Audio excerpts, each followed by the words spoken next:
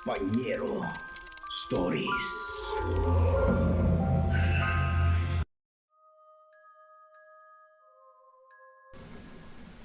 Hoy, kung hindi kayo bibili, umalis na kayo dyan sa harap ng tindahan ko. Panayagahan nyo ng takip ng kasirola pero di naman kayo bumibili. Kung mapasukan ng langaw o insekto yung mga tinda ko, papayaran nyo ba? Oo nga naman. Napansin namin na panay lang ang silip niyo sa mga tinda namin. Pero hindi naman kayo bumibili. At saka bawal ang utang ngayon ha. Mahal ang puhunan at mahal na mga bilihin. Bea, pwede bang ako makautang kahit kalahating takal ng ulam lang? Para lang sana sa anak ko.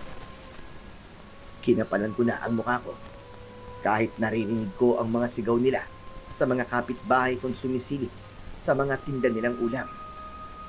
Umigas pataas ang kilay ni Bea at nakita kong umirap ang mga mata ni Aling Magda. Narinig mo naman, di ba? Na hindi mo na kami magpapautang ngayon. Ano ka ba? Oo, narinig ko. Pasensya na kung uutang ako ha. Wala pa kasing padalang pera ang dating asawa ko. Kaya, kapos na kapos talaga kami ngayon. Pasensya na talaga. Aba, hindi ko na problema yon. Pati ba naman yan, problemahin pa namin. Naku, maghanap ka ng trabaho para hindi ka umaasa sa padala ng asawa mo. At saka, baka wala na talagang balak magpadala ang asawa mo. Kumabi ng bahay na yon, di ba? Kung ako sa'yo, huwag ka nang umasa. Kapag hindi ka kumilos, mamamatay kayong dilat pareho ng anak mo. Babayaran ko naman po kagad. Kahit konti lang. Basta makakain ng po ang anak ko.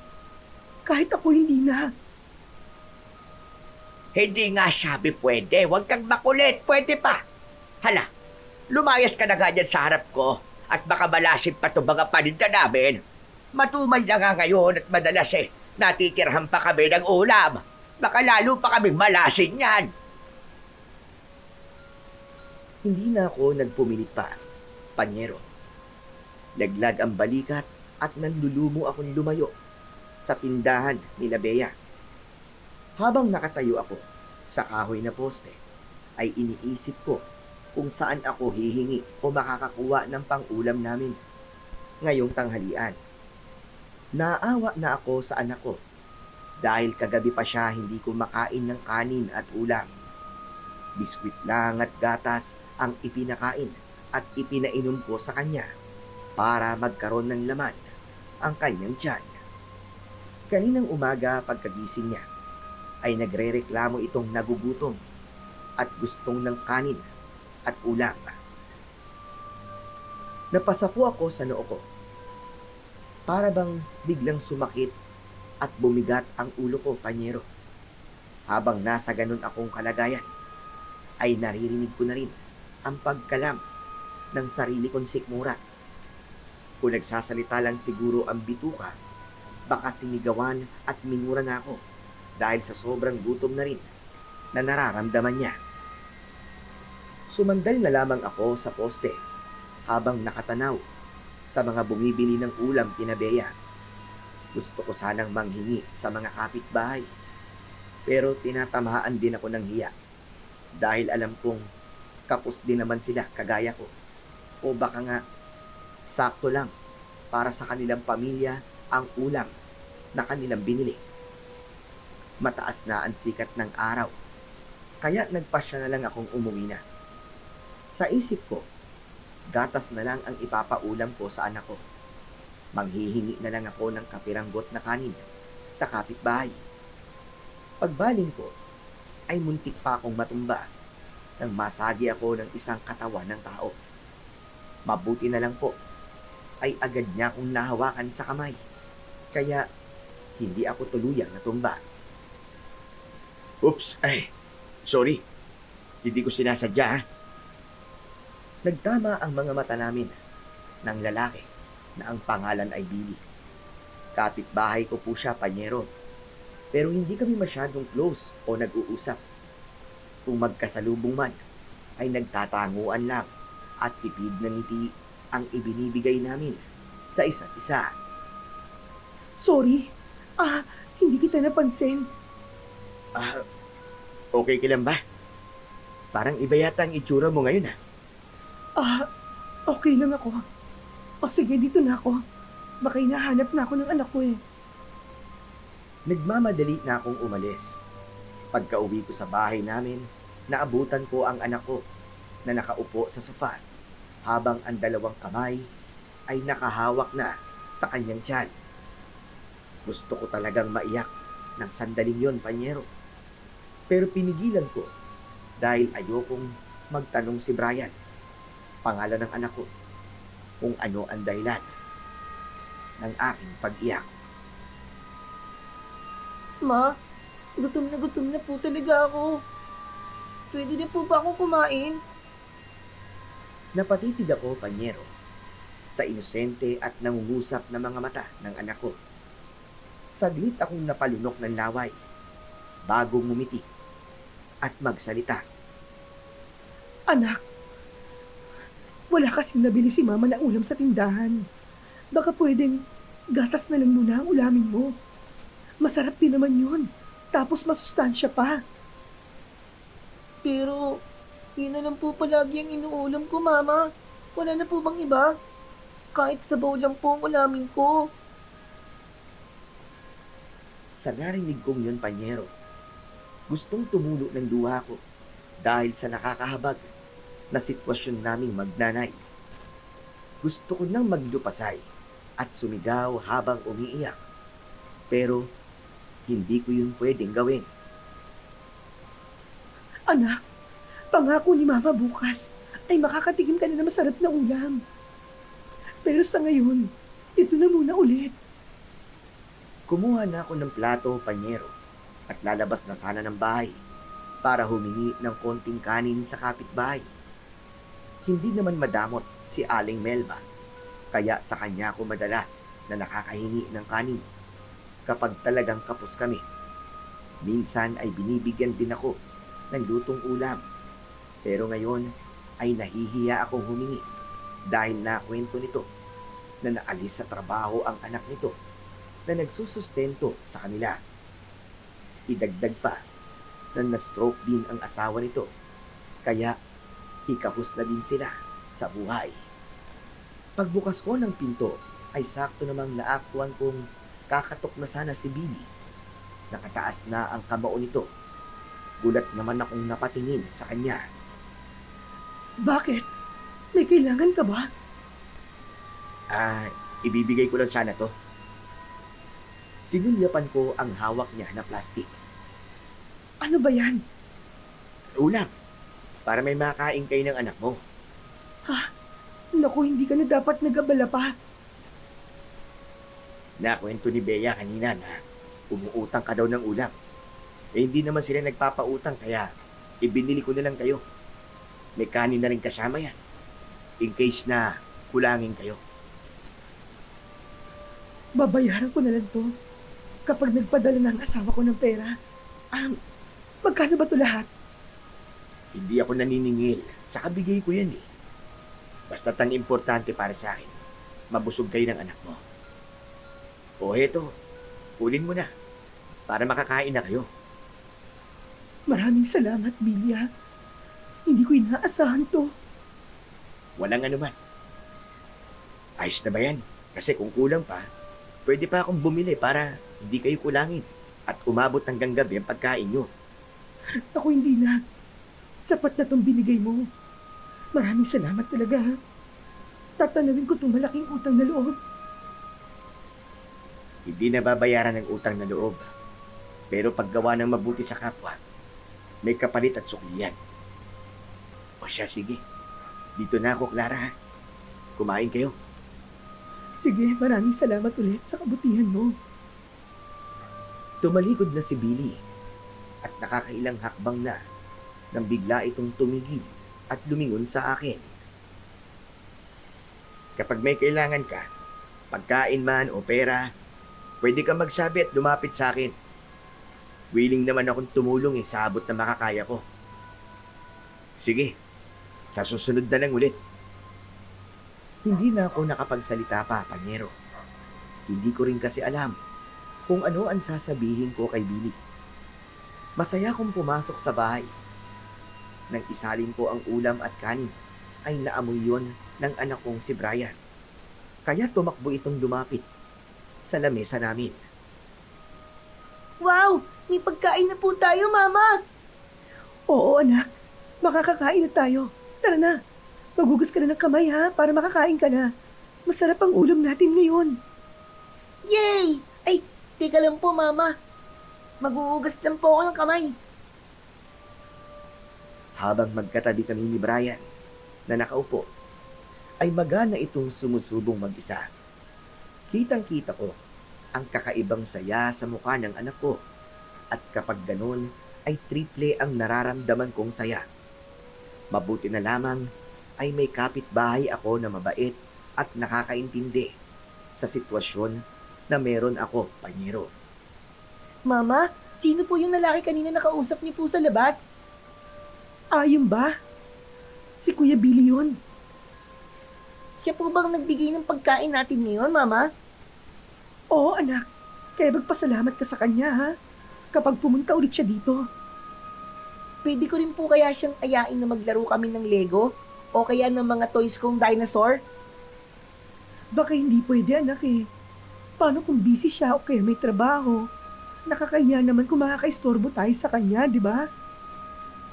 Ay, sige po, Mama. Sa susunod ko na lang po siya yayayain. Hala, sige, kumain ka ng kumain. Gusto mo bang dagdagan ko pa yung kanin mo? Sige po, Mama. Ang dami ko pong gutom ngayon eh. Sige, magpakabusog ka lang. Yung matitira mo, yun naman ang kakainin ko. Nang araw na yon, Panyero, ay ang laking pasasalamat ko sa biyaya na natanggap namin. Kinagabihan, habang nakatitig ako sa anak ko na may maamong muka na mahimbing na natutulog, ay naisipan kong tawagan ang dati kong asawa na si Dan. Kailangan ko na siyang kulitin para magpadala ng sustentong pera. Habang naririnig ko ang ring sa kabilang linya, ay hinahabi ko na sa isip ko kung ano ang sasabihin ko sa kanya. Hello? Oh, bakit napatawag ka? Dad, pasensya ka na sa storbo, ha? Nakaraan pa kasi kita tinatawagan at tinitext, pero hindi ka naman nagre-reply. Alam kong busy ka, pero kailangan ko na yung sustento na ipapadala mo eh. Delay na. Wala na kaming makain ng anak mo. Lagi kasing overtime sa trabaho saka madalas hawak ni Ani tong cellphone ko eh. Di naman niya nabanggit na may text o tawag ka. O sige bukas, tatry ko magpadala. Tiperin mo na lang muna ha. Kasi maliit lang ang kaya ko. Si Ani kasi gumahawak ng sahod ko eh. Sige, sige. Saka kung may oras ka, baka pwede mong dalawin si Brian. Noong mga nakaraan kasi, hinahanap ka niya lagi eh. Susubukan ko. Hindi ako makadalaw kasi kapag nagpapaalam ako kay Ani, pinag-aawayan lang namin ang tungkol dyan eh. Iniiwasan ko na lang din. Ganun ba? Naiintindihan ko. Sige na. Baka kailangan mo na magpahinga. Pasensya na talaga sa storbo, ha? O sige, mag-iingat kayo. At ihalik at iyakap mo na lang ako sa anak natin. Sabihin mo na miss na siya ni Papa, ha? Hindi na ako nakapagsalita dahil pinatay na ni Dan ang tawag. Narinig kong may nagsalita malapit sa kanya. Alam kong si Ani yun, ang babaeng bago niyang kinakasama. Ang babaeng pinili niya para ipagpalit at abandonihin kami ni Brian. Nagkakilala kami ni Dan sa trabaho sa isang factory na gawaan ng mga styro at plastic. Nagkamabutihan kami hanggang sa nagpasya kaming magsama sa iisang bubong. Ngunit una ay maayos at masaya ang takbo ng aming relasyon hanggang sa nalaman ko na ako ay nagdadalang tao. Kaya sinabihan niya ako na tumigil na dahil maselan ang pagbubuntis ko. Premature baby si Brian. Kulang ang bilang ng buwan nito at ipinanganak ko siya. Pero sa awa ng Diyos ay nakasurvive naman siya sa pananatili sa incubator. Akala ko ay ayos na. Hanggang sa nalaman namin na may late development si Brian. Ipina-check up namin siya sa pedya na tumitingin sa may ganong klaseng sitwasyon ng mga bata. Akala ko ay suportado ako ni Dan na inilaban namin ang anak namin. Pero isang araw, Panyero, ay napansin ko na lamang bigla ang pagbabago sa kanya. Late na siya kung umuwi at ang dahilan ay lagi siyang nag-o-overtime para malaki daw ang sahurin at may maipangtustos kami sa gastusin ni Brian. Naniwala naman ako sa mga dahilan at palusot nga, Panyero, hanggang sa may nagsabi na isang dating katrabaho ko na yun nga, may babae nga raw si Dan. Ayoko pang maniwala nung una, pero nakumpirma ko yun sa video at litrato na pinadala sa akin. Kitang-kita ko talaga sa video kung paano silang magkatabi na masayang nag-uusap at nagtatawanan, na para talagang may relasyon. Nakita ko rin kung paano hawakan ni Dan ang kamay ng babae. At ang huli ay kung paano ito hinalikan sa labi. Nang gabing yon, ay kinumpronta ko si Dan tungkol sa video. Hindi naman po niya itinanggi. Inamin naman niya na nahulog ang puso niya sa babaeng katrabaho niya. Dahil mahal ko siya at gusto kong buo ang pamilya namin. Kaya, handa ko siyang patawarin. Pero hindi ganun ang nangyari. Ang masaklap ay nag-alsabalutan siya at pinili niya na iwanan kami. Lumuhod ako at nagmakaawa na manatili siya, pero si Annie pa rin ang kanyang pinili. Araw-araw, umaasa ako na babalik siya at willing naman akong tanggapin siya, Panyero, ng bukas kamay. Lumipas ang ilang taon, pero wala na. Hindi na nga siya bumalik pa. Alam ko na masaya na siya sa babaeng pinili niya, kaya tinanggap ko na lang po yun ng buong puso. Nag-usap kami at nangako na kada buwan ay magbibigay siya ng sustento para sa pangangailangan namin o ng bata na lang. Magandang umaga. Pasensya na kung masyadong maaga kitang naistorbo, ha. Dumaan lang ako para ibigay tong ulam at kanin, no? Ako nagluto niyan para hindi ka nabibili pa. Naku naman, Billy. Sana hindi ka na nag-abala pa. Nakakahiya naman to at baka kalabisan na to masyado. Hindi naman, ayos lang sa akin. Nagluto kasi ako kanina para pambaon ko. Naisip ko na bigyan ko na lang kayo ng anak mo. Nakakahiya man pero hindi ko to talaga tatanggihan, ha. Grasya kasi to eh. Billy, tanong lang. Saan ka pala pumapasok? Dyan lang sa talyer sa bayan. May maliit na pwesto ko dun eh. Buti naman pala. At hindi ka namamasukan. Hello po, Kuya Billy. Habang nag-uusap kami ni Billy Panyero, ay bigla namang sumulpot sa gilid ng pinto ang anak ko. Bagong gising din ito at hawak pa ang laruan niya na dinosaur. Hello, kid. Kumusta ka? Okay naman po. Pwede po ba tayo mag-play mamaya? Naku, Billy. Pasensya ka na sa anak ko, ha. Makulit lang talaga. Kagabi kasi tinatanong niya ako kung pwede ka daw ba niyang yayain na maglaro. Yun lang ba? Walang problema yun. Sa linggo, kung gusto mo, pupunta ako dito tapos maglalaro tayo. Ano? Ayos ba yun sa'yo, Brian? Yay! Narinig niyo po ba yun, Mama? Pumayag po siya na makipaglaro po sa akin. Sa sobrang saya ni Brian, ay napatalon pa ito habang nakabakas ang malaking ngiti sa labi. Sa ngayon, kayo muna ni Mama mo ang maglaro kasi medyo busy pa ang Kuya Billy mo, ha? Ano bang gusto mong laruan? Gusto ko po sana yung Lego tsaka mga dinosaur po. Okay, kapag may nakita ako sa bayan, promise, ibibili kita. Talaga po? Wow! Ang saya-saya ko po. Maraming salamat po, Kuya Billy. Ay, sige na, Billy. Baka busy ka pa. Baka kailangan mo na pumunta sa talyer mo. O sige, sa susunod na lang ulit, Brian ha? O siya, sana masarapan kayo ng anak mo dyan sa niluto ko. Pagpapasyensyahan mo na. Kumakaway pa nga si Billy habang palayo sa amin panyero. Pagpasok ko sa loob ng bahay, ay agad kong itinimpla ng gatas si Brian. Excited itong nakatungtong sa upuan habang pinapanood ang paghahain ko ng pagkain na bigay ni Billy. Pumapalakpak pa ito sa kaabot tenga ang ngiting naupo sa harapan ng lamesa namin. Teka lang anak, magdasal muna tayo bago kumain. Magpasalamat tayo kay Papa Jesus dahil sa biyaya na kaloob niya sa atin ngayong umaga. Opo, Mama.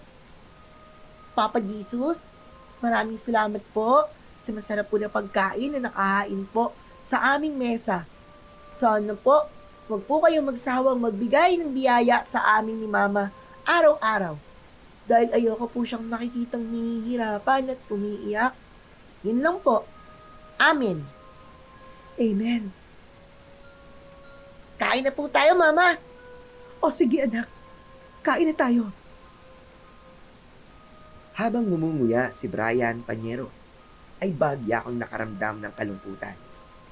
Akala ko ay naitago ko na ang bawat hirap o pag-iyak ko sa tuwing namomroblema ako sa gastusin namin.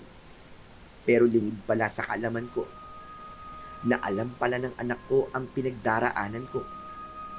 Pinigilan ko ang maiyak at pinilit na lamang na ngumiti.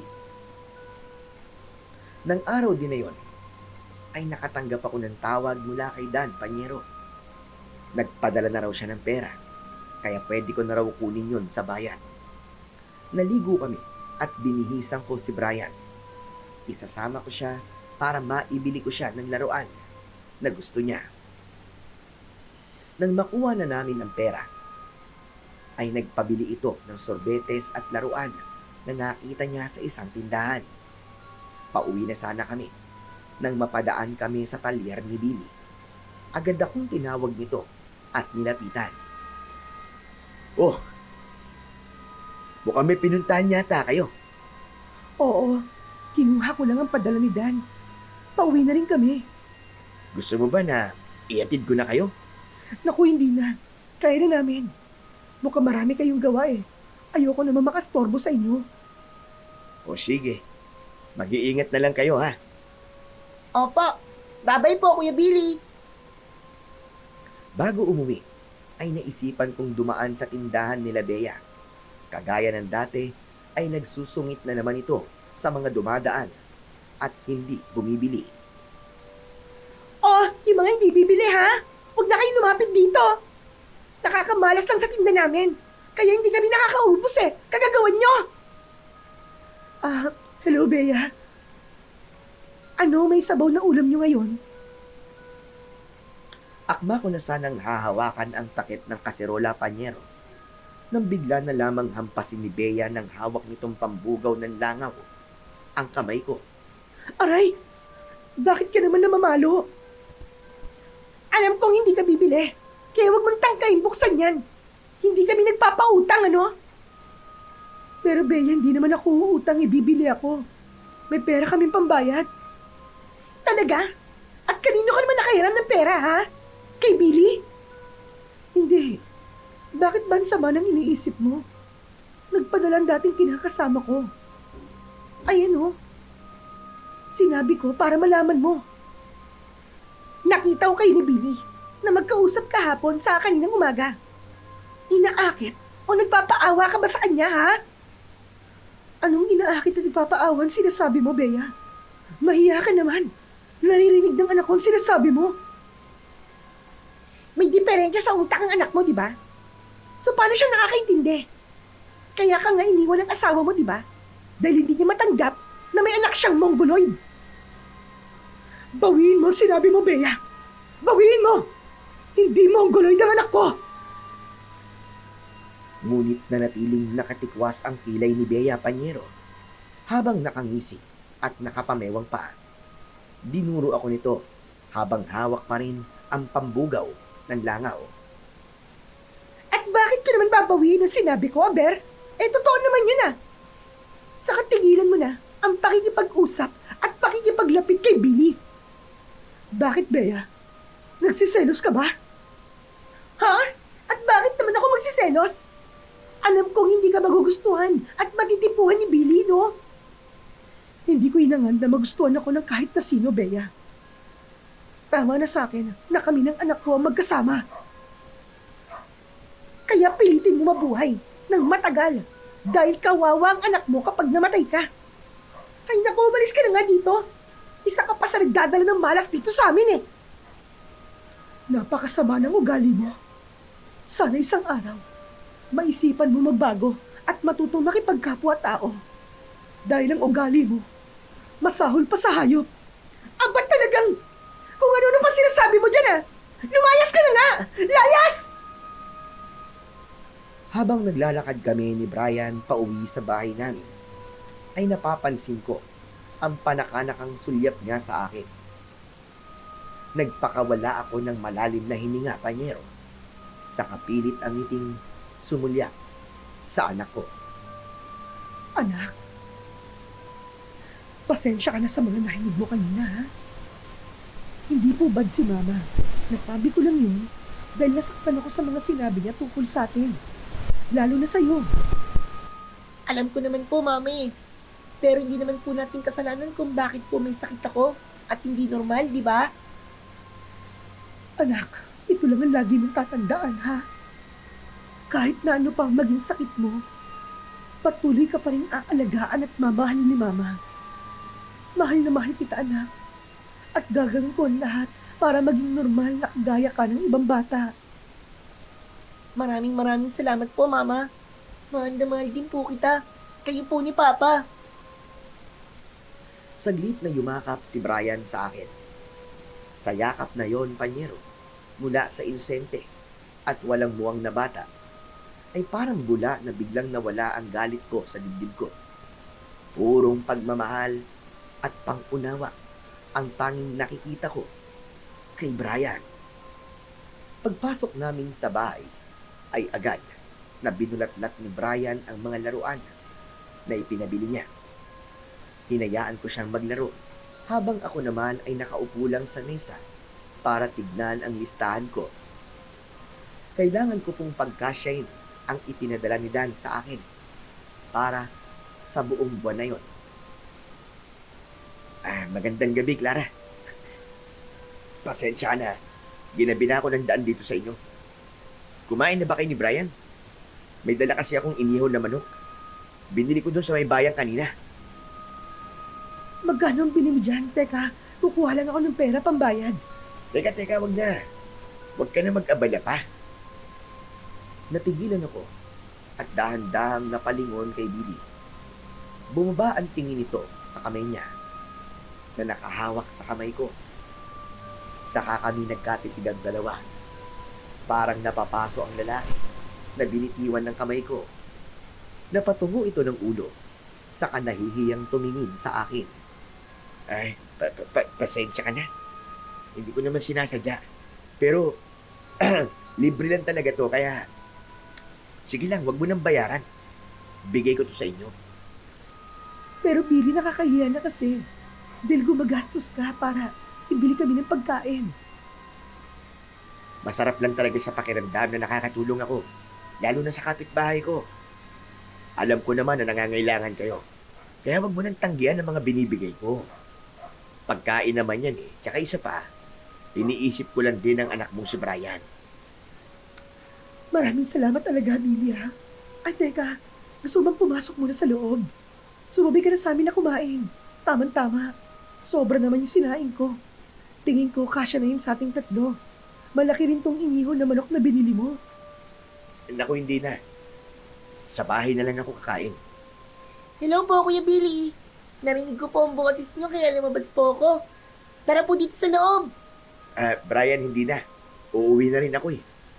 Please po. Ipapakita ko po sa inyo yung mga bagong laruan ko na binili po ni Mama kanina. Nagkatinginan kami ni Billy. Wala itong nagawa nang hawakan ni Brian ang kamay niya at ayain papasok sa loob ng bahay namin.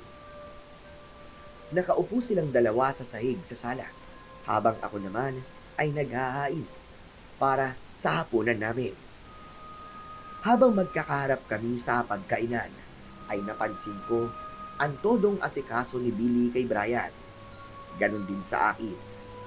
Masaya ko sa nakikitang kakaibang kasiyahan ni Brian. Marami itong nakain, panyero. Akala ko ay tapos na, pero nag-aya pa ito na saglit makipaglaro kay Billy. Game na game naman si Billy at nakipaglaro din sa bata. Halos 9:00 na ng gabi nang awating ko na sila.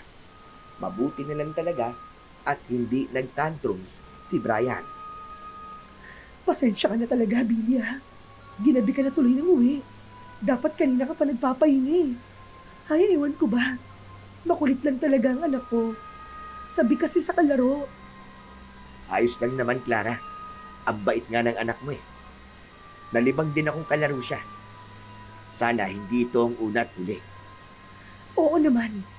Kung gusto mo makipaglaro kay Brian, ayos lang naman sa akin. Basta ba hindi ka busy? Ayoko nakakastorbo. Sige, Clara. Dito na muna ako. Isara mo ang pinto tapos ilak mo. Maraming salamat ulit, Billy. Habang nakahiga, ay naging laman ng utak ko si Billy Panyero. Bumabalik sa isip ko ang nangyari sa buong maghapong yon. Kinapa ko ang dibdib ko. Pinakiramdaman. Halos 3 taon na mula nang iwan kami ni Dan. Sa isiping yon, ay bigla kong nakaramdam ng kalungkutan. Niyakap ko na lang si Brian na mahimbing na natutulog. Saka pumikit. Lumipas ang mga araw. Naging maayos naman ang pamumuhay namin ni Brian, Panyero. Naisipan kong magtinda ng mga kakanin na inaangkat ko kay Aling Melba. Siya ang nagluluto ng mga suman at kakanin. Saka ko naman ibebenta. Dinadagdagan ko lang ng koonting presyo para kahit papano ay may kitain ako. Kapos at gipit din sa buhay si Aling Melda. Kaya pagluluto ng suman at kakanin ang naisipan niyang ibenta. Dahil naghahanap rin ako ng ekstrang pagkakakitaan. Kaya sinabi ko na ako ang bahalang magbenta at maglako. Nung unang araw, maraming bumili, Panyero, at naubos ang nilako ko. Labis ang tuwa ni Aling Melba dahil may pambili na sila ng gamot para sa asawa niya. Ako naman ay iniipon ko ang bawat kita namin para kapag emergency ay meron akong madudukot. Suman, palitaw, sapin-sapin, putot kutsinta, bili na po kayo mga suke. Mainit at bagong luto po. Murang-mura lang. Uy, Clara, masarap ba yung tinitinda mo? Aba, oo naman. Si Aling Melba may gawa nito, Billy. Teka. Bigyan kita ng isa para matikman mo. Ano bang gusto mo? Pili ka. Pwede bang ikaw ay yung suman na lang. Paborito ko yan eh. Muntik pa akong matawa sa narinig kong sinabi ni Billy. Ang sarap nito Teka. Tatanungin ko ang mga tauhan ko kung anong gusto nila. Tara muna dun. Para makasilong ka at mainit eh. Wala ka pang dalang payong. Mabigat kasi itong dala ko eh. Hindi ko na kayang gumamit ng payong. O, ganito na lang. Bigyan mo ko ng lahat ng klase. Tigsa 10 piraso. Para may merienda kami dito. Hanggang mamayang hapon. Nang maiabot ko kay Billy ang lahat ng binili niya, ay nagpaalam na kung aalis na at maglalako pa ako. O sige. Sana maubos ang lahat ng paninda mo. Ikumusta mo na lang ako kay Aling Melba, ha? Sige, salamat, Billy. Naubos naman ang lahat ng paninda ko ng araw na yon, Panyero. Ibinigay ko na rin kay Aling Melba ang lahat ng benta. Binigyan na rin niya ako ng porsyento sa lahat ng napagbebentahan ko. Kahit halagang 300 lang. Ayos na sa akin. Ang importante ay may kita ako kahit papano. Habang binibilang ko ang pera sa wallet ko, ay nakakaramdam ako ng tuwa. Balak ko rin kasing magtayo ng maliit na negosyo kapag sapat na ang ipon ko. Umaga, kagaya ng dati panyero, ay naglalakad ako sa labas para maglako ng aking paninda. Laking pasasalamat ko rin dahil pwede kong iwanan si Brian sa bahay. Iniiwan ko lang siya ng mga biskwit para may makain siya kapag nagugutom. Abala at naaaliw rin ito sa mga laruan nito. Clara, sandali. Bibili sana kami ulit eh. Mabuti naman at nagustuhan niyo ang mga tinda ko. Oo, sarap na sila eh. Kaya bibili rin sila para iuwi sa mga asawa at anak nila. Clara, kumusta ka ba? Hindi ka naman ba nahihirapan? Ayos naman ako, Billy. Wala namang trabaho na hindi mahirap eh. Pero masaya ako kasi kahit papano, ay kumikita ako kahit maliit lang. Ayoko na kasing maranasan na magutom ang anak ko. Alam mo, Clara, napakabuti mong ina. Hindi ko lubos maisip kung bakit ka iniwan ng dati mong kinakasama. Siguro dahil hindi ako sapat para sa kanya. Hindi siya nakontento sa amin ni Brian kaya naghanap siya ng iba. Pero ayos lang naman. Hindi na ako galit sa kanya. Tinanggap ko na maluwag sa puso ko na hindi kami ang pinili niya. Alam mo kung ako yung Clara, hindi ko gagawin ang ginawa niya. Pipiliin ko kayo ni... Hi, Billy! Sabay kaming napalingon sa babaeng nagsalita. Nilingunan namin si Bea na nakangiti habang nakatitig kay Billy. Sa kamay nito ay may hawak na Tupperware.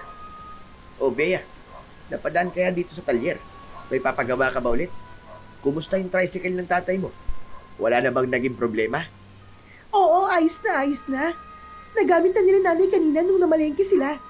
Ah, ito nga pala oh. Ako nagluto niyan. Dinalang kita para may pagkain kayo ngayong tanghalian. Salamat pero sana hindi ka na nag-abala pa. Teka, babayaran ko to. Dumukot si Billy sa bulsa ng suot nitong maong na shorts. Pero bigla siyang pinigilan ni Bea. Hinawakan nito ang likod ng kamay ni Billy. Wag na, ano ka ba? Libre yan, kaya hindi mo kailangan bayaran. Kainin niyo ng mga tauhan mo. At sana, masarapan kayo. Ganun ba? Sige. Maraming salamat ulit dito. Billy, aalis na ako. Marami pa akong ilalakong paninda. Salamat ulit ha. Bago umalis, ay nakita ko pa kung paano kung tinitigan ng pailalim ni Bea. Tumikwas pa itaas ang isang kilay nito habang nakanguso ang labi. Nang tumingin si Billy sa babae, ay biglang nagbago ang ekspresyon ng mukha nito. Mula sa pagiging mataray na aura, ay biglang ngumiti na para bang mabait at inosente. Sa pangalawang linggo ng pagtitinda ko, ay naging matumal na ang benta. May nagreklamo pa sa akin na naging suki ko na sinakitan daw sila ng tiyan. Sakto naman na maraming bumibili sa akin nun. Kaya narinig din ng mga tao sa paligid ko. Simula nang mangyari yon, ay iilan na lang ang bumibili sa paninda ko. Sinabi ko yon kay Aling Melba, pero nanatili itong positibo. Hanggang isang araw, panyero, ay nagsabi ito na hindi na muna magluluto ng mga suman at kakanin dahil nalulugi na raw siya. Hindi na bumabalik ang kapital at wala pang kita dahil kahit paano ay inaabutan ko rin. Hindi na raw bumabalik ang kapital at wala pang kita.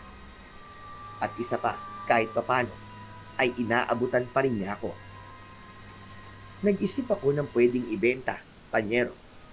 Nagpunta ako sa palengke para makita at magkaroon ako ng ideya na pwedeng gawing negosyo. May maliit naman akong ipon, kaya naisip ko na pwede na yun panimula. Bahala na kung ano ang magiging kahihinatnan. Basta ang importante ay sumubok ako. Anong ginagawa mo dito, Clara? Mamimili ka ba ng ititinda mo mga suman at kakanin? Ano bang ginagawa sa palengke? Di ba namimili ng mga kailangan sa bahay? Akala ko kasi, mamimili ka ng inilalako mo. Nabalitaan ko kasi na tumigil na si Aling Melba sa pagluluto ng mga suman. Dahil nalugi raw kayo. Totoo ba yun, Clara? Oo, totoo yun. Kaya nga ako nandito sa palengke. Dahil nag-iisip ako ng pwedeng gawing negosyo. Alam mo kung ako sa'yo, huwag mo nang tangkayin ba't sumubok. Tingin ko kasi, hindi naman si Aling Melba may problema eh. Kundi ikaw mismo. Teka nga, ano bang ibig mo sabihin, Bea, na ako mismo? Ha? Anong ako may problema? Dahil ikaw talagang malas kay Aling Melba. Hindi ko nga alam eh kung bakit nagtiwala sa'yo matandang yun. Kung sa tindahan namin, ipinatinda yun ni Aling Melba, saglit lang yun, baka umusta ka agad. Alam mo na, marami kaming suki at hindi ka na nagpagod na maglako pa. At hindi rin sana siya nalugi. Wala eh. Naniwala siya sa'yo. Malas ka. Alam mo, Bea, hindi ko alam kung ano nagawa kong kasalanan sa'yo para pagsalitaan mo ako ng masasakit kagaya ngayon. Bakit ba ang init-init ng dugo mo sa akin? Dahil naiinis ako sa babaeng kagaya mo na iniwan ng asawa tapos mahilig magpaawa sa mga tao para lang mapansin ka at kaawaan ka. Dinadamay mo pa ang anak mo para lang kaawaan kayo ng mga tao, lalong-lalo na kay Billy. Bea, hindi ako nagpapaawa kahit kanino. Alam ng Diyos kung ano ang tunay na dinadanas namin sa buhay ng anak ko. Kahit anong hirap na dinadanas namin, kahit minsan, maghapon kaming walang makain. Pero kahit gano'n ang sitwasyon namin, never ako nagmakaawa sa iba para tulungan kami.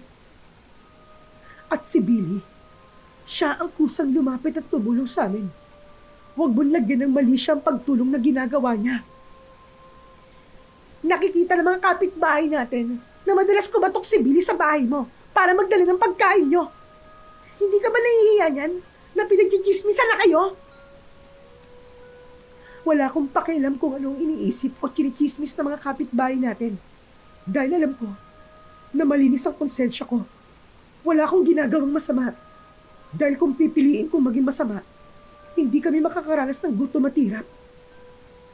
Diyan ka na, Bea. Marami pa akong kailangan gawin. Hindi ko na hinintay na sumagot pa si Bea Panyero. Mabilis na akong tumalikod at naglakad.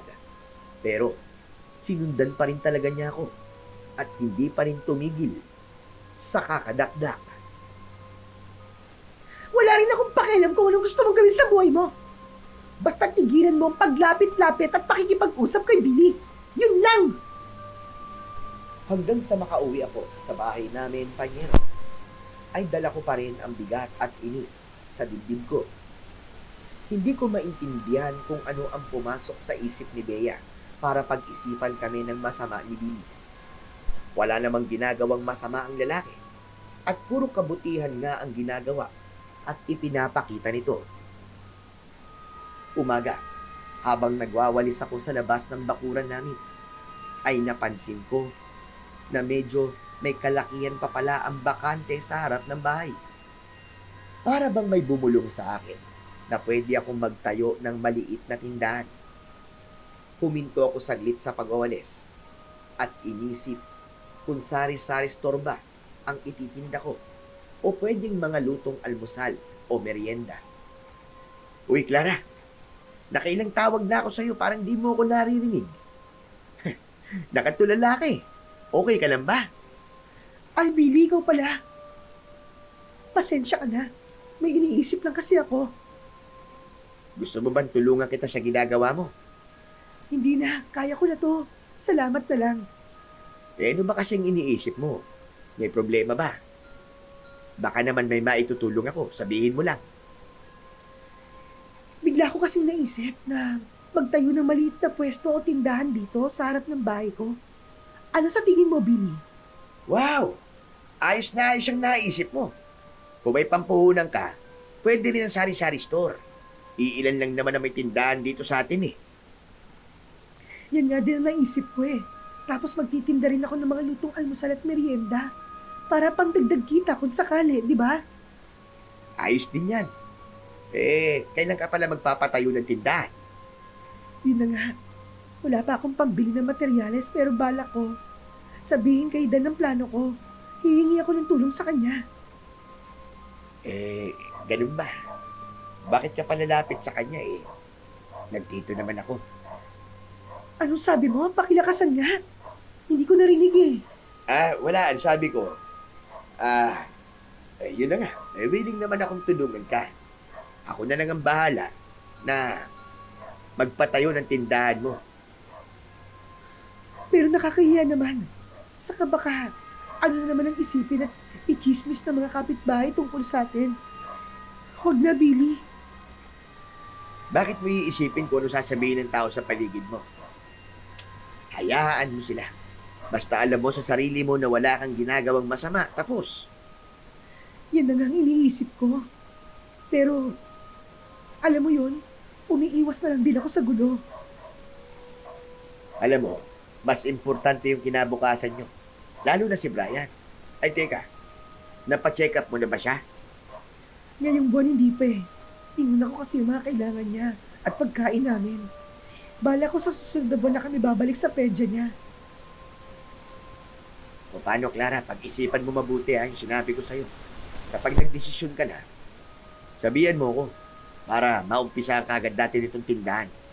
Kung naiiya ka at ayaw tumanggap ng libreng tulong, bayaran mo na lang ako kapag may pera ka na pambayad. Ayos ba yun?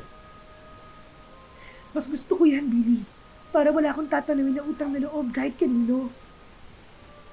Habang nag-uusap kami ni Billy Panyero, ay biglang sumulpot si Bea sa tabi ng lalaki. Kanina pa kita hinahanap ah. Nandito ka lang pala. Oh, Bea, ay bakit mo ko hinahanap? Nagkwekwentuhan lang kami ni Clara. Galing ako doon sa talyer mo. Pero sabi ng isang tauhan mo, wala ka pa raw. Baka mamaya ka pa pumunta doon. Dadalang sana kita ng almusal eh. Nagluto kasi ako ng sopas kanina. Pangbenta namin, kaya naisipan kong dala na lang kita. Maraming salamat sa effort mo, Bea, pero nakakahiya naman na madalas mo kong bigyan ng pagkain. Baka malugi rin kayo. Ano ka ba naman, Billy? Gusto kong ginagawa ko. Saka, bukal sa loob ko na bigyan ka ng pagkain. Mamayang hapon pa ako pupunta sa talyer eh. Gusto ko kasing magpahinga ngayon kahit kalahating araw lang. Ganun ba? Billy, gusto mo ba imasahe kita? Para mawala yung mga lamig-lamig mo sa katawan. Hindi mo na itatanong pero marunong ako. Nag-aral yata ako sa TESDA. Naku, hindi na kailangan, Bea. Nahihiya ka pa ba sa akin? Matagal na tayo magkakilala at magkapit-bahay. Ano ka ba? Billy, papasok na ako sa loob Aasikasuhin ko lang si Brian. Gusto mo ba tulungan kita? Hindi na. Asikasuhin mo na lang muna si Bea. Clara, pag-isipan mabuti yung napag-usapan natin ha. Sabihan mo lang kagad ako para alam ko ang sagot mo. O sige, maraming salamat. O paano, maiwan ko muna kayo? Bago pa ako makapasok sa pinto ng bahay ko, Panyero, ay narinig ko pa ang sinabi ni Bea kay Billy. Lumingon ako at nakita ko silang sabay na naglakad palayo. Tungkol saan ang pinag-usapan niyo ni Clara? Wala yun. Tungkol lang sa naiisip niyang gawing negosyo. May gagawin ka ba ngayon? Baka naman gusto mong gumala muna tayo. Maghapon naman ng isip ko ang tungkol sa negosyong itatayo ko. Nang makapagdesisyon ako na magtayo ng tindahan, ay naisipan kong tawagan si Dan. Baka may maitulong siya sa akin kahit maliit lang. Hello, Clara? Kumusta? Bakit ka napatawag? May problema ba? Wala, okay naman kami ni Brian. May mahalaga lang akong isasangguni sa'yo. Hindi ka ba busy ngayon? Hindi naman. Sakto lang ang tawag mo kasi pauwi na rin ako eh. Tungkol saan ba yung sasangguni mo? Naisip ko kasi na para makatulong sa mga kailangan kasusi namin, baka pwede akong magtayo ng maliit na tindahan dito sa harap ng bahay. Maganda yung naisip mo, kaya lang eh. Hindi kaya mapabayaan mo naman si Brian kasi nakapokus ka na sa tindahan. Hindi ko naman siya papabayaan kahit may tindahan na. Saka, baka makatulong sa late development ng utak niya, di ba? O sige, ayos lang naman sa akin. Pero bakit mo pa kailangan ng opinyon ko? Kailangan ko rin kasi ng tulong mo, Dan. Pera na pandagdag sa konting naipon ko, pambili ng materyales at pampuhunan. Clara, gusto kitang tulungan at suportahan pero kasi alam mo naman, na iba na ang sitwasyon natin ngayon. Si Annie, magtataka yun kapag maliit lang ang sahod na binigay ko sa kanya. Makakapagbigay ako sa'yo pero hindi malaki. Sana naiintindihan mo? Wala namang problema kahit maliit lang ang ibigay mo. Hindi ako nagsasabi ng presyo. Malaking tulong na yan, basta yung kaya mo lang at bukal sa kalooban mo. O sige, kailan mo ba kailangan? Kung pwede, this week sana. O sige. Susubukan kong manghiram sa mga kaibigan ko, ha? Tawagan kita bukas kung makakapagpadala ko.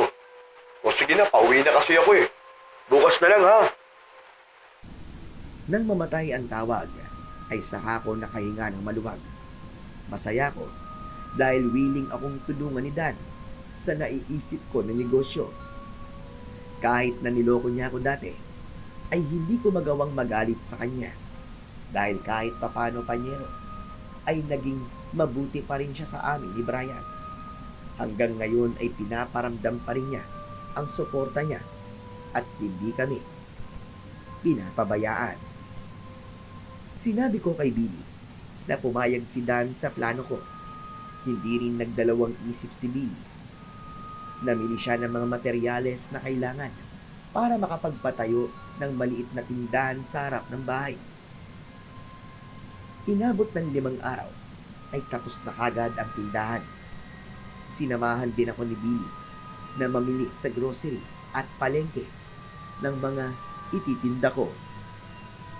Kahit napagod sa maghapon, ay masaya naman ang puso ko dahil nakita kong puno ang loob ng tindahan. Tinulungan din ako ni Billy na mag-ayos. Kinabukasan, maaga ako nagising. Nagluto ako ng mga ititindang almusal, kagaya ng sopas, lugaw, pansit, spaghetti at nilagang itlog.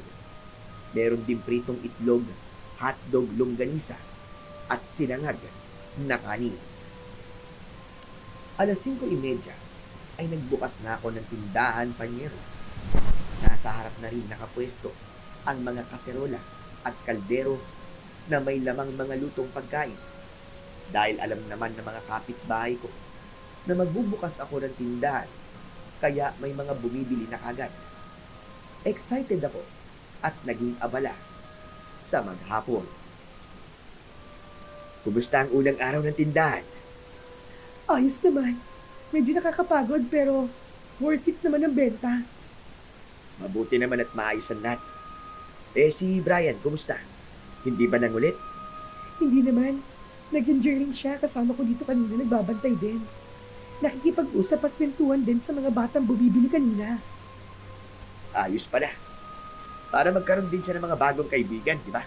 Ay, teka. Kumain na ba kayo?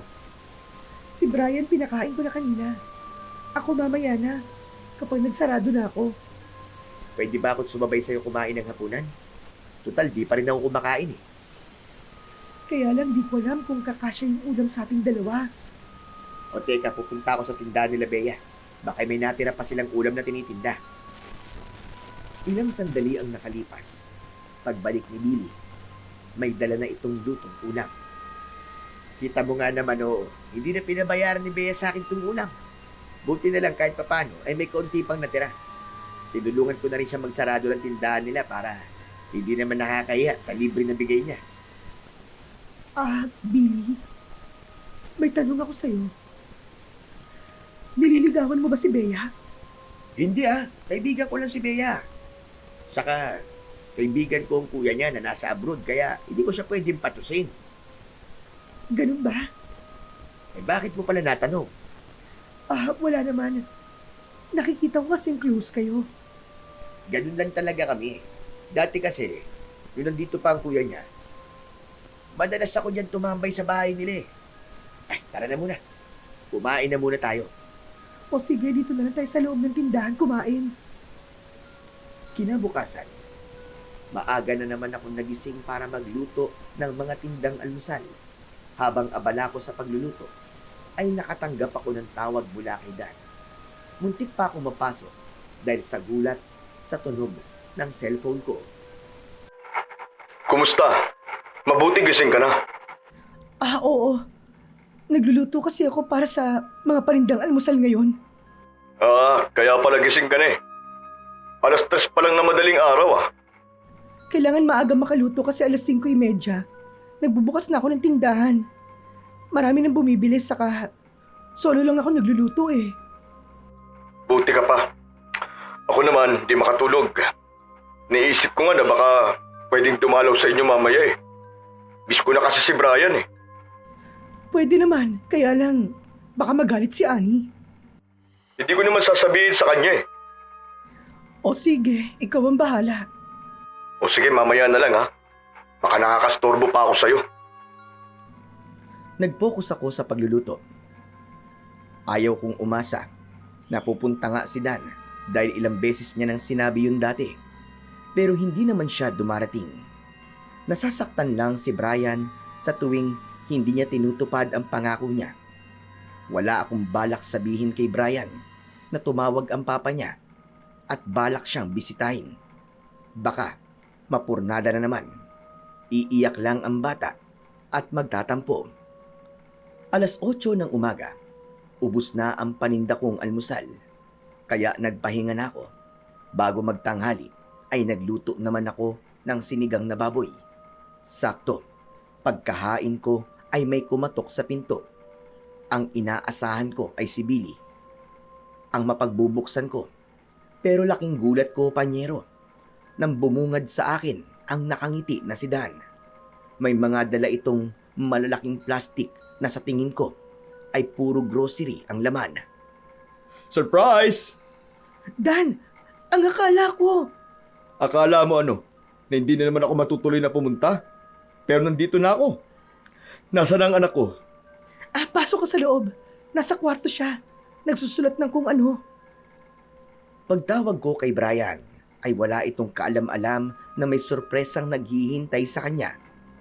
Paglabas niya ng kwarto, ay hindi ito makapaniwalang nakatitig kay Dan. Parang maluluha silang dalawa. Mabilis na lumapit si Dan at kinarga ang batang matagal nang hindi nakita. Papa, ang akala ko po nakalimutan niyo na po ako. Sorry anak ha, kung ngayon lang si Papa ha. Busy lang talaga ako eh. Hayaan mo. At babawi si Papa sa'yo. Miss na po kita, Papa. Sobra po. Pati ako. Nahawa na rin, panyero. Hindi ko napigilan na tumulo ang luha ko. Agad ko yung pinunasan dahil ayokong makita ni Brian na umiiyak ako. Nang tanghaling yun, ay sabay-sabay kaming kumain. Parang nagbalik ang isang dating masaya at buong pamilya namin. Hindi rin nauubusan ng kwento si Brian at nakikinig naman si Dan. Maghapon ay naglaro sila at bago sumapit ang gabi ay nagpaalam na si Dan na uuwi na. Babalik ako sa ibang araw ha. Pasensya ka na sa mga grocery na dala ko. Konti lang yun. Pero babawi ako sa susunod. Saka itong pera, itabi mo. Para pandagdag sa pangangailangan niyo ni Brian. Kapag may kailangan ka, tumawag ka lang sa akin ha. Maraming salamat at tinupad mo ngayon ang sinabi mong dadalaw ka. Kapag hindi ka busy, open ang bahay para sa pagbisita mo. Oo naman, isosurprise ko na lang ulit kayo sa sunod na pagbisita ko. Hi Clara, magandang gabi. Sabay pa kaming napalingon ni Dan sa lalaking nagsalita. Walang iba kundi si Billy. Biglang nabura ang ngiti nito sa labi. saka seryosong tumingin kay Dan. Ay, may bisita ka pala. Oo, pero pauwi na rin siya. O sige na Clara, uuwi na ako. Pare, dito na ako. Nang makaalis si Dan, ay napansin ko ang kakaibang titig niya sa amin ni Billy. Bakit hindi mo nabanggit sa akin na dadalaw pala siya dito? Surprise nga ang pagbisita niya. Kumusta naman? Wala naman ba siyang ginawang masama sa'yo? Wala naman. Halos buong maghapon na kay Brian ang atensyon niya. Naglaro sila at nagkwentuhan. Masayang-masaya nga si Brian kasi ang tagal niya nang hindi nakita ang papa niya. Eh ikaw, masaya ka rin ba dahil nakita mo ulit siya at nakasama mo? Masaya lang ako sa nakikitang kaligayahan ng anak ko. Yun lang yun. Eh kumusta naman ang maghapon mo? Ayos naman. Pagod at inaantok nga ako. Baka magsara na ako ng maaga ngayon. Gusto kong makabawi ng tulog. Bukas kasi magluluto na rin ako ng mga lutong ulam at paninda. Ang tanong, kaya mo pa kaya ang pagod? Kakayanin. Para sa kinabukasan namin ng anak ko. Kapag hindi mo na kaya at pagod ka na, nandito lang ako. Pwede mo akong maging katuwang sa lahat ng bagay. Sa sinabing yun ni Billy Panyero, ay para bang may malamig na kamay ang humaplos sa puso ko. Hinawakan niya ang dalawang kamay ko at marahan yung pinisil. Nagkasalubong ang mga mata namin ni Billy. Nagkatitigan kami. Nakita ko na unti-unting lumalapit ang mukha niya sa akin. Mama, pwede niyo po ba akong tabihan? Antok na po ako eh. Biglang binitiwan ni Billy ang mga kamay ko at saka sabay kaming napalingon kay Brian na ngayon ay nakatayo sa pinto habang hawak ang isang laruan na teddy bear na bigay ni Dan. Hello po, Kuya Billy.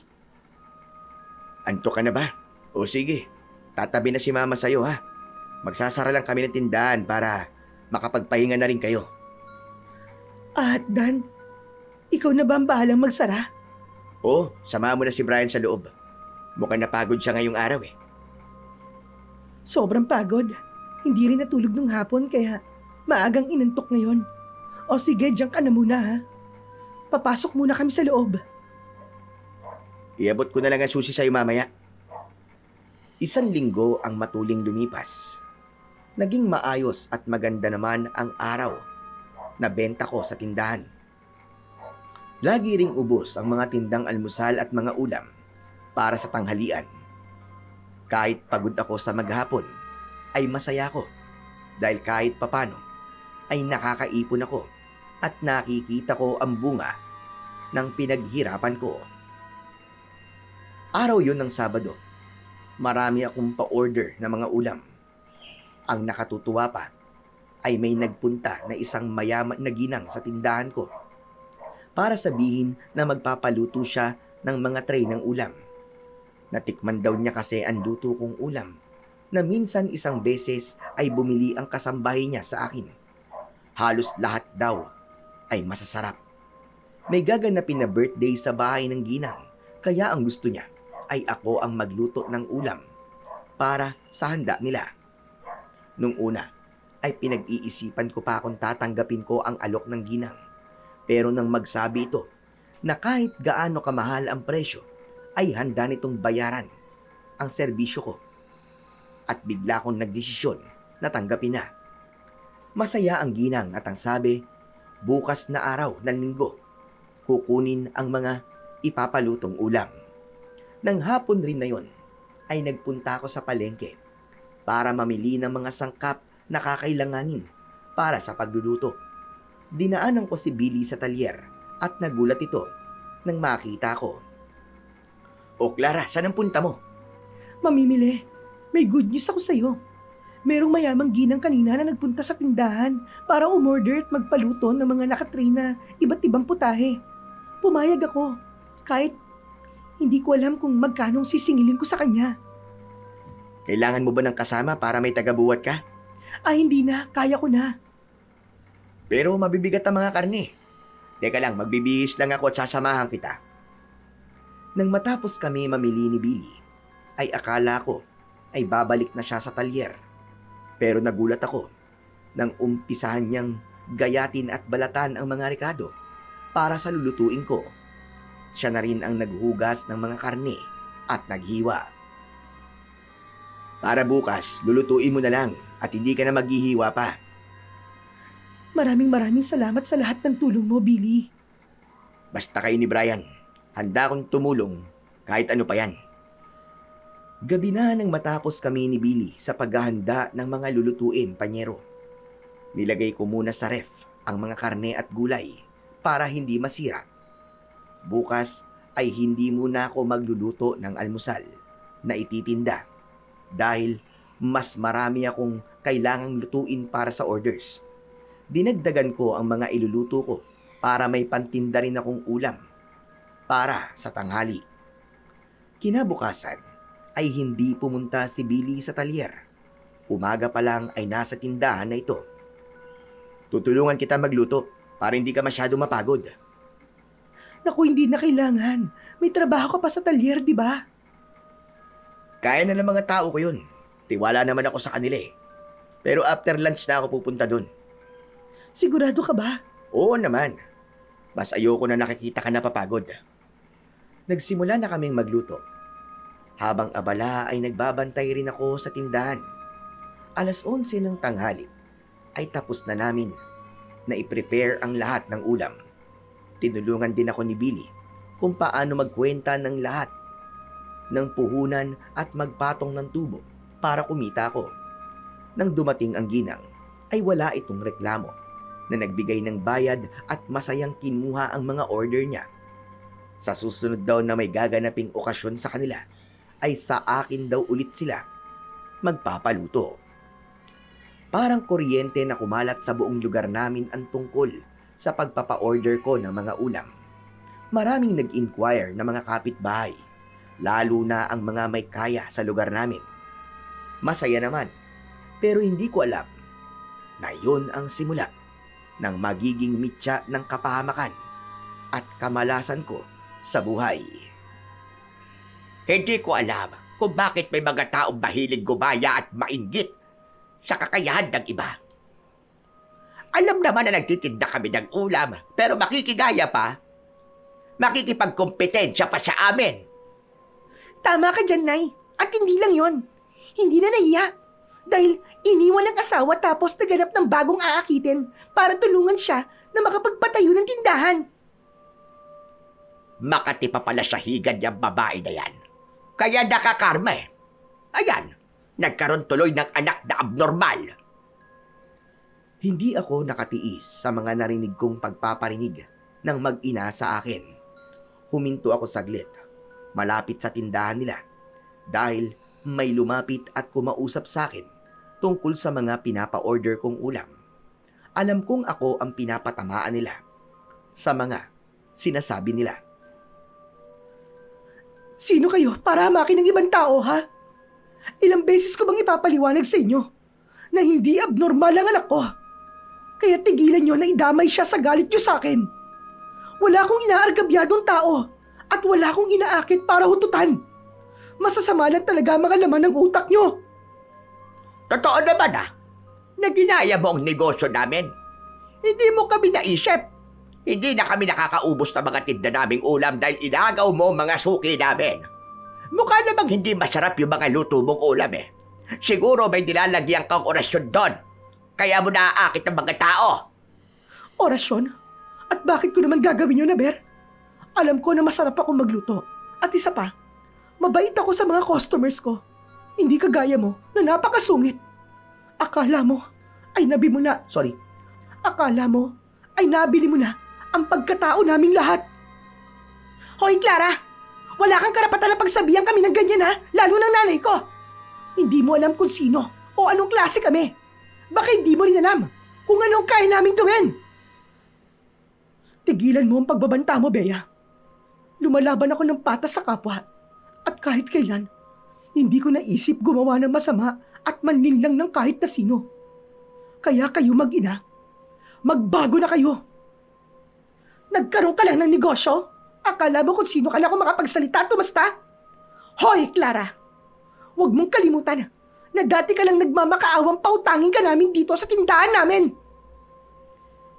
Hindi ko talaga makakalimutan yon. Kaya nga ginawa kong inspirasyon sa buhay ko para makaahon sa hirap. Hindi ako gagaya sa inyo na hindi na nga makaintindi sa sitwasyon ng taong naghihirap.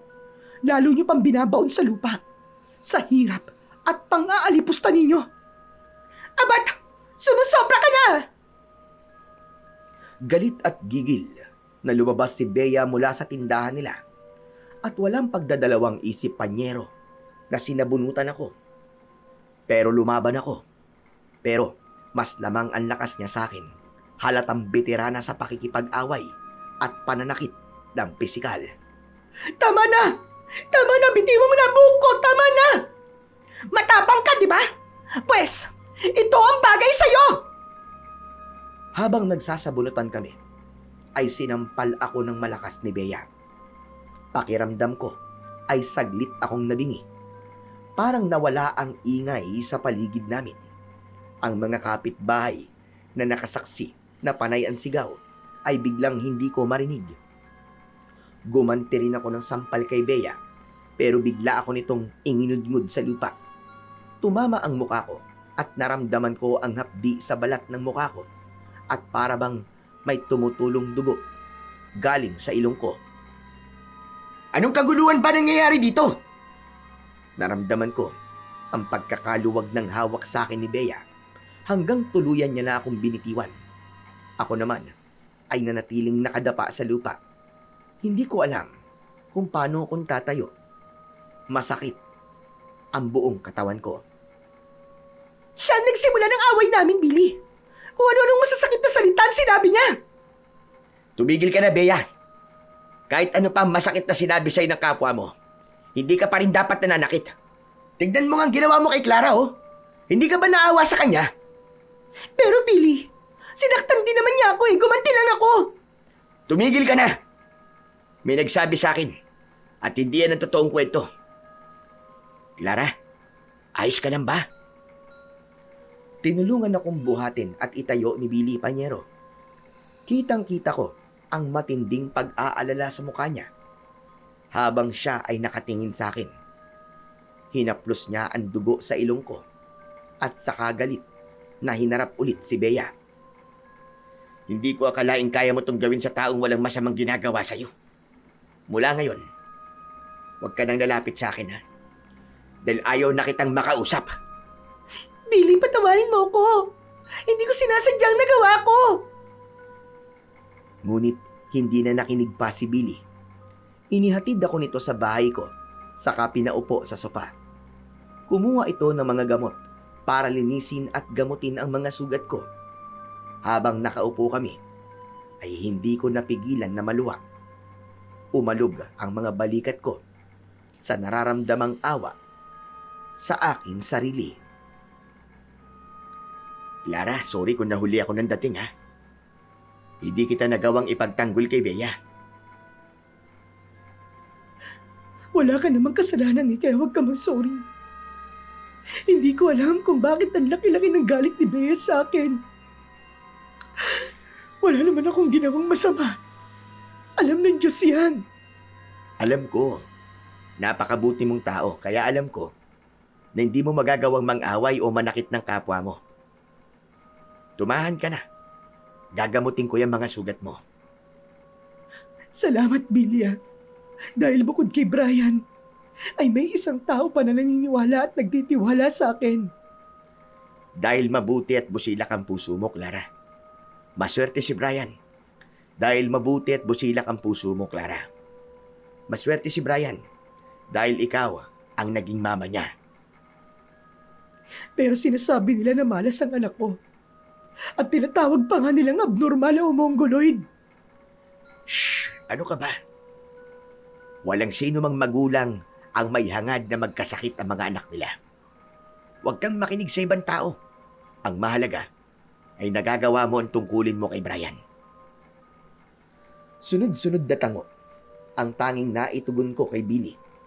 Pinunasan niya ng basang towel ang buong mukha ko at saka sinimulang pahiran ng betadine at ointment ang mga galos ko sa mukha. Nakapikit lang ako at dinadama ang bawat haplos ni Billy sa balat ko. Pagmulat ko ng mga mata, ay titig na titig si Billy sa akin. Bubukas sana ang bibig ko, pero bigla niya akong hinalikan. Nanlaki ang mga mata ko, panyero, sa pagkabigla. Pero nang yakapin niya ako, ay lalo kong naramdaman na ligtas ako sa mga bisig niya. Hanggang sa gumanti na ako ng halik at yakap. Mama? Kuya Billy? Ano pong ginagawa niyo? Gulat kaming naghiwalay dalawa at saka naiilang na tumingin kay Brian. Kanina ka pa ba dyan, anak? Ngayon lang po. Hinatid ko lang si mama mo, Brian. Sana maging okay na ang pakiramdam niya. Huwag ka muna magpasaway at maging makulit, ha? O sige, Clara, dito na muna ako. Magpahinga ka na lang muna ngayon. Bukas ka na ulit magbukas ng tindahan. O sige, maraming salamat, Billy. Ilang araw matapos ang naging away namin ni Bea, ay iniwasan kong mapadaan at mapatingin sa tindahan nila. Sinabihan ako ni Billy na wag na lamang pansinin ang kahit na anong maririnig ko na sinasabi ng mag-ina laban sa akin. Nagpatuloy ako sa pagtitinda ng mga almusal at lutong ulam. Mas dumami at dumagsa pa nga ang mga bumibili at gustong magpaluto sa akin. At lahat ng yun ay nakita nila Bea. Nakaramdam sila ng matinding inggit, panyero. Humina talaga ang benta nila, kaya sinisiraan nila ako sa iba para lang muling makuha ang loob ng mga tao. Lahat yun ay nakarating sa akin, pero wala akong sinabi at nanatili lang ako natahimik. Umaga, hinihingal akong nagising dahil sa sama ng panaginip ko. Akala ko nga, panyero, ay totoo na may pumupulupot na malaking sawa na kulay itim sa buong katawan ko. Akma na ako nitong kakainin nang bigla ako magising. Masama ang pakiramdam ko at tingin ko ay para akong magkakasakit. Nang umagang yon, ay pinilit ko pang magluto at magbukas ng tindahan. Kaunti lang ang nakaya kong lutuin, kaya mabilis ding naubos ang tinda ko. Pero pagdating ng tanghali, ay galit na galit ang mga suki ko nang sumugod sa tindahan. Sumakit daw ang mga tiyan nila, kaya isinugod sa ospital ang mga anak at ibang kamag-anak nila na nakakain ng tinda ko. Maniwala ho kayo. Wala pong laso ng pagkain na tinitinda ko. Lalong hindi rin po panis dahil bagong luto po palagi ang mga tinitinda ko. Galit na galit pa rin ang ibang kapitbahay at sinisingil ako sa pagpapagamot sa kanila dahil wala silang malaking pera para ibayad sa gastusin sa ospital. Sige po, pipilitin ko po magbigay kahit magkano para matigil lang po ang galit niyo sa akin. Halos masimot ang naipon kong pera, panyero, para ibigay sa mga nagrereklamong kapitbahay. Pagdating ng gabi, ay lalong sumama ang pakiramdam ko. Maaga akong nagsara ng tindahan at saka humiga sa kama. Nagtalukbong ako ng kumot dahil nakaramdam ako ng ginaw. Habang nakapikit, ay naramdaman kong may gumapang sa binti ko pataas sa hita. Pagmulat ko ng mga mata, ay malakas akong napasigaw dahil sa ahas na nakita ko sa binti ko. Ahas! Malaking ahas!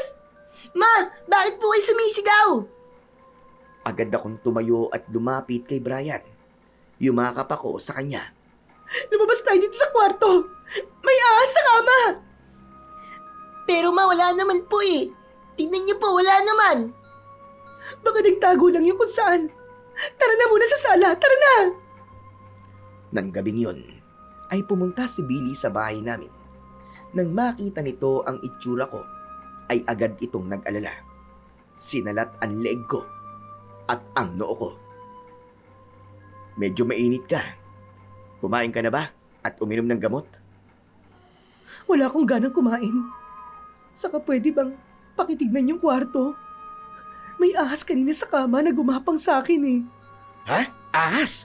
Saan naman galing yun? Teka, tahanapin ko, huhulihin ko. Maupo muna kayo ni Brian dyan, ha? Makalipas ang kalahating oras, ay lumabas ng kwarto si Billy. Wala naman akong nakitang ahas sa loob eh. Baka naman guni-guni o namamalikmata ka lang sa nakita mo. Hindi ko pwede magkamali, Billy. Malinaw ko nakita yung ahas. Pero, tinignan ko ang lahat ng ilalim ng mga sulok ng buong kwarto. Wala akong nakita. Teka, mabuti pa eh. Bibili muna ako ng makakain natin ngayong hapunan. At ibibili kita ng gamot. Hintayin niyo ako. Pagbalik ni Billy, ay may dala na itong pagkain at gamot. Kahit ayokong kumain, ay napilitan na lunukin ko ang pagkaing isinubo sa akin ni Billy.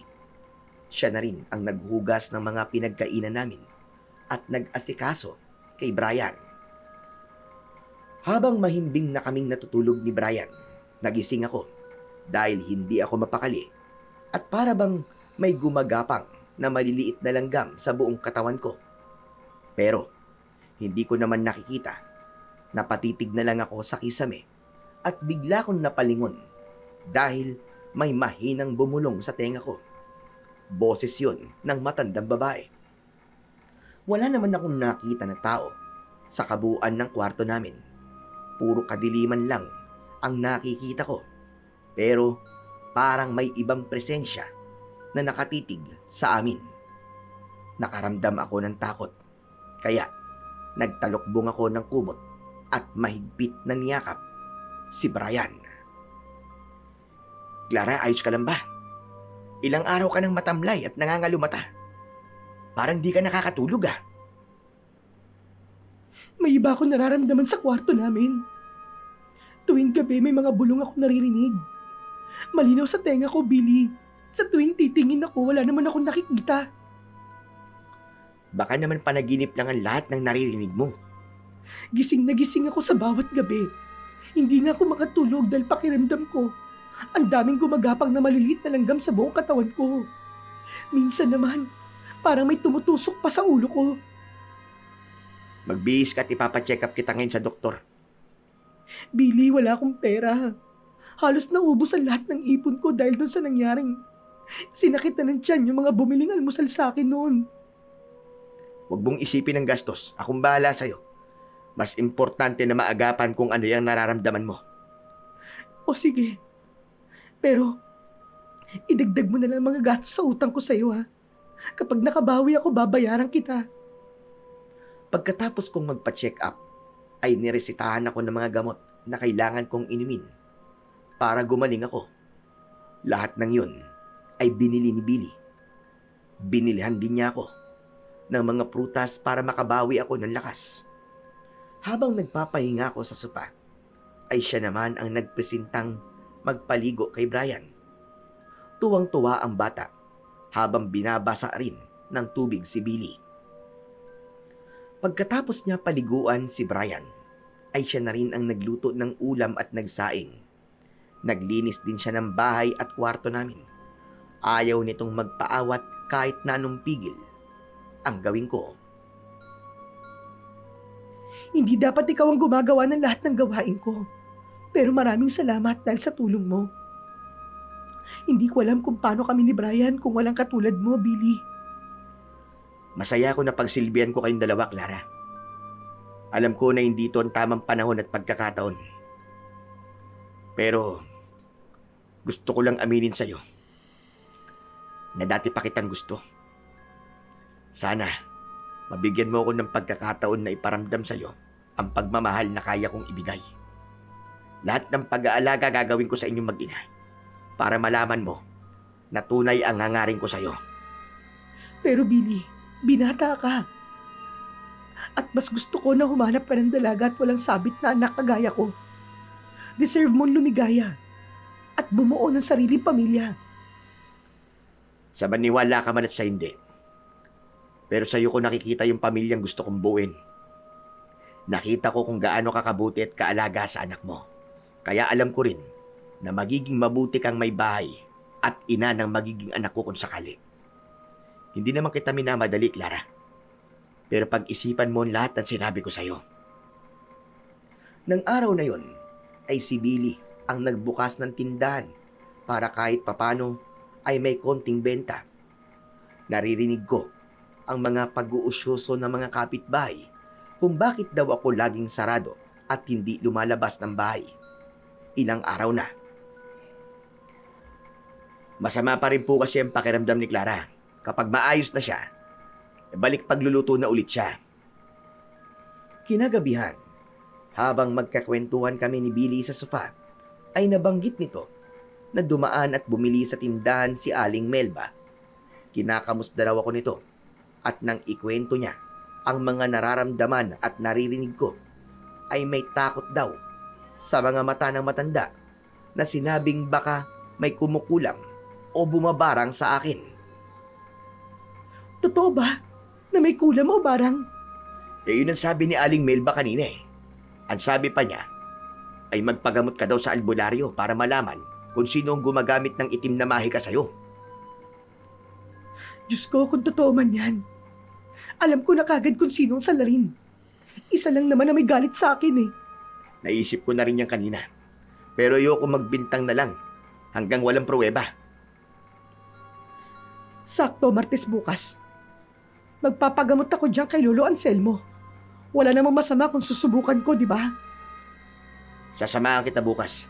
Mahina ka pa't baka mapagod ka sa pagpunta doon. Bukid pa naman ang dinaraanan dyan kina Lolo Anselmo. Kinabukasan ay magkasama nga kaming nagpunta ni Billy sa barong-barong ni Lolo Anselmo. Pagkakita pa lang niya sa akin, ay alam niya na kagad kung ano ang meron sa akin. Hindi na ako nagulat nang sabihin ng matanda na meron ngang bumabarang sa akin sa pamamagitan ng ritual at palipad hangin. Binigyan niya ako ng mga pangontra. Dinasalan din ako at pinabaunan ng dasal para mailihis ang kamalasan na nangyayari sa buhay at negosyo ko. Pagka-uwi ay napadaan kami sa tapat ng tindahan ni Aling Magda. Maraming bumibili ng mga kapitbahay. Nagkatitigan kami ni Bea. Bakas pa rin ang galit sa mga mata nito habang nakatingin sa amin ni Billy. Hinila na ako palayo ni Billy para daw makapagpahinga na ako. Omne, malum mihi fractum, triplum, redatur, ad hominem malum. Kasamaan at kamalasan ang binigay niyo sa akin. Kaya ibabalik ko yan sa inyo ng 3 beses. Tignan ko lang kung hindi niyo maranasan ang hirap at sakit na dinulot niyo sa akin. Habang binabasa ko ang libro na hawak ko, ay paulit-ulit kong sinambit ang mga puting orasyon na nakasulat sa libro. Ang librong ito ay pamana at bigay pa sa akin ng namatay kong nanay. Puting kulam o proteksyon laban sa mga masasamang tao para na rin maprotektahan ako laban sa mga masasamang gawa na hindi ko nakikita. Kapag nagkasakit sila, alam ko na sila mismo ang kumukulam sa akin kapag bumalik na sa kanila ang masamang ginawa nila. Ilang araw ang lumipas, Panyero. Unti-unti ay gumanda ang pakiramdam ko. Nawala ang sakit ko at hindi ko na naririnig ang mga bulong tuwing gabi sa kwarto namin. Wala na rin ang pakiramdam na may tumutusok sa ulo ko at gumagapang na maliliit na insekto. Nagbukas ako muli ng tindahan at nagluto ng mga panindang almusal. Sa pagkakataong ito, ay dinasalang ko ng puting orasyon para hindi malagyan ng kahit na anong kamalasan o lason ang luto kong paninda. Sa tingin ko, ay gumana naman ang dasal na ginawa ko. Kagaya ng dati, ay maraming kapitbahay ang bumili sa akin. Na-miss daw nila ang luto ko dahil bukod sa masarap na, ay mura pa. Narinig ko rin mula sa ibang mga bumili na magsasarado na yata ng tindahan sina Aling Magda. Tinanong ko kung bakit. Ang tanging sagot nila ay nakita ng isang kapitbahay na bumili na may gumagalaw na uod sa lutong gulay na ulam. Sinakitan din ng tiyan ang mga bumili. Ang iba ay nagsuka at nagtae hanggang sa isinugod na sa ospital. Kinuyog sila ng mga kamag-anak at pamilya ng mga biktima. Kaya walang choice ang mag-ina, kundi sagutin ang pagpapagamot sa mga taong nasa ospital. Ang bilis talagang bumalik ng karma. Tanghali na. Maghahain na sana ako ng pagkain namin ni Brian nang biglang dumating si Billy. Napangiti ito nang makita ko na maayos na ang itsura at lagay ko. Aba, ayos ah. Parang di ka nagkasakit ah. Magaling kasi nagkasikaso at nagalaga sa akin. Kaya gumaling kagad ako. Handa kong alagaan at pagsilbihan kay ni Brian hanggang sa abot ng makakaya ko. Maraming salamat talaga sa iyo, Billy. O tara na. Sumabay ka na sa amin kumain. Bumalik sa simple at masaya ang pamumuhay namin ni Brian. Lalo pang lumago ang mga negosyo kong ulam at panindang almusal. May mga taong umaangkat sa akin ng mga lutong pagkain at sa kanila inilalako at ibinibenta sa mga pwesto at factory na malapit sa amin. Masasabi kong malaki na ang naiipon ko. Nabibili ko na rin po ang lahat ng gusto at pangangailangan namin, lalong-lalo na po ng anak kong si Brian. Naipapacheck up ko na rin po siya at masaya ko dahil kahit papano ay may pagbabago sa development niya. Kumusta na kayo, Bea? Si Aling Magda, kumusta rin ba? Huwag ka ng plastic. Alam kong masaya ka sa nangyayari sa amin ngayon ng nanay ko. Nalugit ng sarang tindahan namin at dinapuan pa kami ng sakit na hanggang ngayon ay hindi malaman ng mga doktor kung ano tong mga to. Hindi ako masaya sa nakikita ko miserableng kalagayan nyo. Kaya nga ako pumunta dito para kumustahin kayo. At para ibigay sana tong mga to. Tulong mula sa amin ni Billy. Hindi namin kailangan ng mga yan. Huwag na tayo maglokohan pa dito, Clara. Alam ko, nalihim nyo kaming pinagtatawan at kinukutya. Pero ito lang ang masasabi ko sa inyong dalawa. Makakabangon kami at makakabawi. At sa pagbangon namin, sinisiguro ko na hindi lang namin kayo lalagpasan, kundi lalamangan pa namin kayo. Isipin mo na lahat ng gusto mong isipin, Bea. Basta alam namin at ng Diyos na malinis ang konsensya namin. Isipin nyo na lang na kapag hindi kayo tumigil sa masasamang binabato at ginagawa nyo sa kapwa nyo, hindi rin kayo makakaahon at puro kamalasan ang Hindi rin kayo makakaahon at puro kamalasan ang sasapitin nyo. At lahat ng ginawa nyo noon ay babalik sa inyo. Alam ko, Bea, kung anong ginawa nyo sa akin. At ngayon, ibinabalik ko lang kung ano ang ginawa nyo para maramdaman nyo rin ang pakiramdam na nasa mahirap na kalagayan. Hindi ko na ipipilit ang tulong na binibigay namin. Pero sana isang araw, maisip at ma-realize nyo na mali ang lahat ng ito. Tumalikod na ako at nagpatuloy na lamang sa paglalakad. Dumaan din ako sa bahay ni Aling Melba para ibigay dito ang mga prutas at ulam na bigay namin ni Billy. Tuwang-tuwa ang matanda dahil naalala namin sila. Hindi na rin ako nagtagal at nagpaalam na uuwi. 1 linggo pa ang matuling lumipas. Tumahimik na sa lugar namin. Wala nang masungit at nagbubunga na tindera ng ulam sa umaga. Hindi na nagbukas pa ng tindahan sina Bea at balita ko ay nagpagamot din sila kay Lolo Anselmo para mawala ang nakakapit na sumpa sa katawan nila. Pagkatapos nilang magpagamot ay pumunta sila sa bahay para humingi ng tawad sa amin ng anak ko at kay Billy. Nandito kami para aminin na nagkamali kami ng anak ko.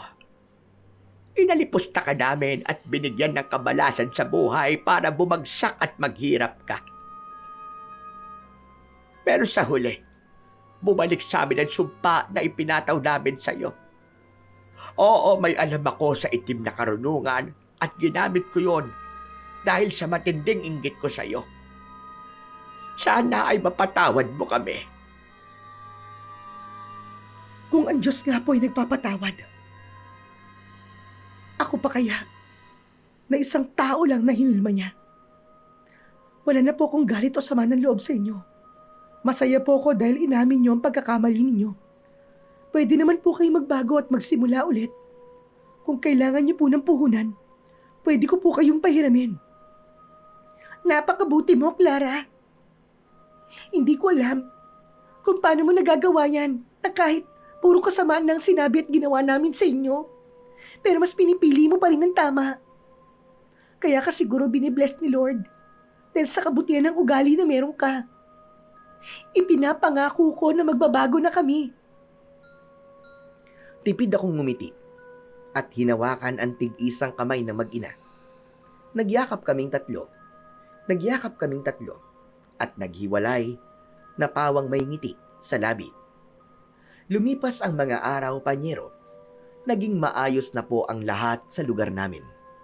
Muling nagbukas ng tindahan sina Bea at sa pagkakataong ito ay mababait na sila sa mga customers nila. Hindi na sila sumisigaw at nang aalipusta. Minsan nga ay namimigay pa sila ng mga ulam sa kapitbahay na alam nilang walang kakayahang bumili ng ulam at kapos na kapos sa buhay. Doon ay humanga ako sa kanila ng gusto. Isang umaga, Panyero, ay nagulat ako sa biglang pagdating ni Dan. May kakaiba sa titig nito sa akin.